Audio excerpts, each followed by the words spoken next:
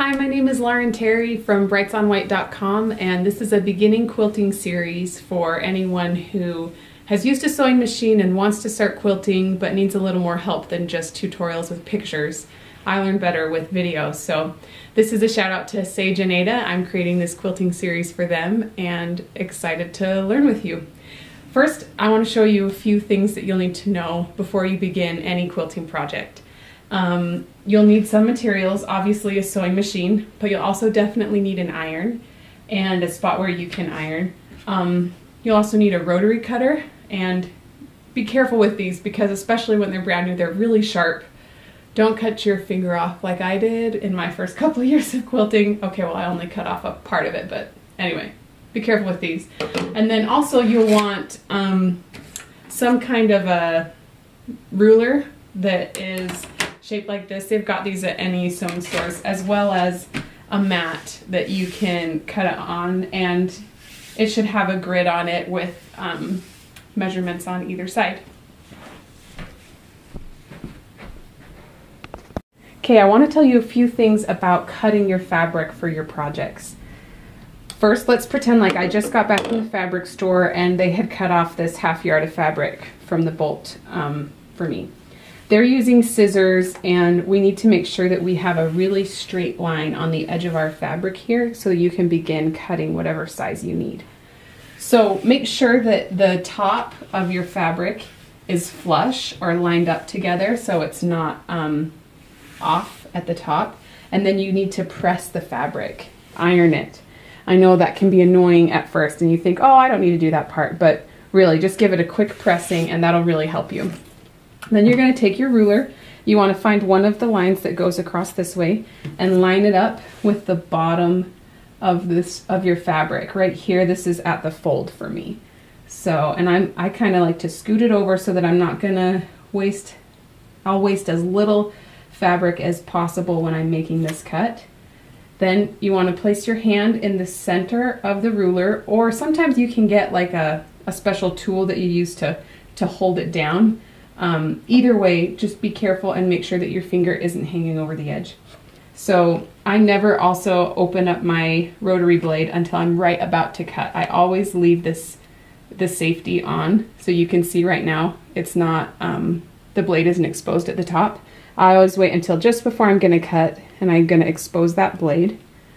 Place my hand, and then you want to make sure that this ruler doesn't move to the left or to the right while you're cutting. So with your right hand, or whichever hand that you're cutting with, don't push on the ruler, just try to think about pushing down, not over. So I just push straight down, gently all the way to the top. And you can see there, now we have a really nice straight line to work with. And let's say that I am cutting, I need a 6-inch cut.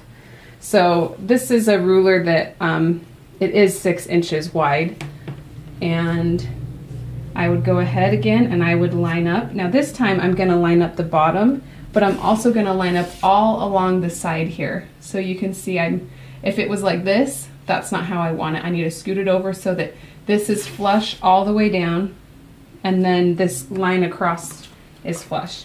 I'm going to place my hand in the center. I'm going to push down and not over. Don't want to move my ruler. All right, there we have our 6 inches ready to go. Now let's say that you had to cut something that was bigger than 6 inches, or whatever ruler you have. That's why I really like to have 2 of these, because for me, if I add these 2 together, that's 11 inches, and I hardly ever do a project that's bigger than 11 inches. But in a pinch, sometimes I'll try to line this up with one of my grid lines, and then I count over 1, 2, 3, 4, 5, 6, 7, 8, 9, 10, 11, 12, 13. And I would line this up with the 13, and then I would make the cut. But what I much prefer to do, rather than using the grid of my mat, is using the edge of the fabric, just because it's going to get you a more accurate cut. So I'm going to make a 10-inch cut right now, show you how to do that. So this is 6 inches, and I'm going to lay that down. So I need 4 more inches. 1, 2, 3, 4. So this is a 5-inch ruler, but I only want to cut 4 inches. So I'm gonna put 4 inches of this ruler with the fabric. Oh, sorry, we gotta flip this around.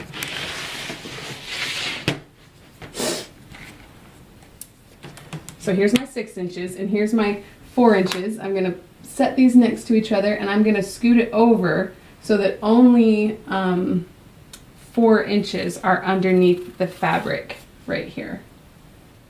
And then, you know, this, if I would also walk around. I like cutting with my right hand side.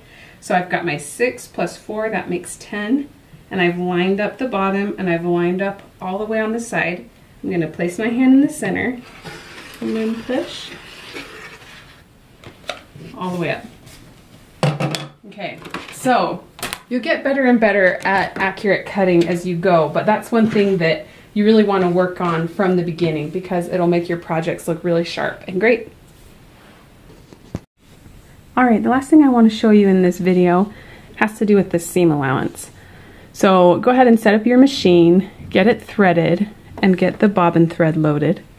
And if you don't know how to do that, you might need help from someone who's a little more experienced just to show you how to do that part. It's a little different with every machine, so it depends on your machine.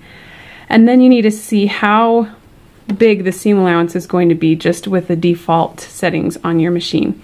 So in quilting, we want the seam allowance to be 1/4 inch.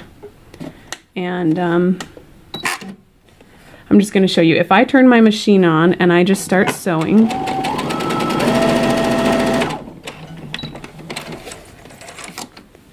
alright, you can see here that that is definitely not a 1/4 inch. So this is the seam allowance in between the seam here and the edge of the fabric. And if I take this little ruler and measure it, that's a lot closer to a 1/2 inch, which is not what we want. So on my machine, I can actually move the needle over. And so that's what I do to get my 1/4 inch seam allowance. But for you, you might need to just decide what are you going to use as the edge. For instance, I move my needle over and then I line up the edge of my fabric with the edge of my presser foot. For some people, the needle might be in a place where if you move it over like this, that'll be a 1/4 inch seam. So just kind of play with it until you find where is a 1/4 inch seam on your machine. And then whenever I sew, I just am always watching right here to see that this is lined up.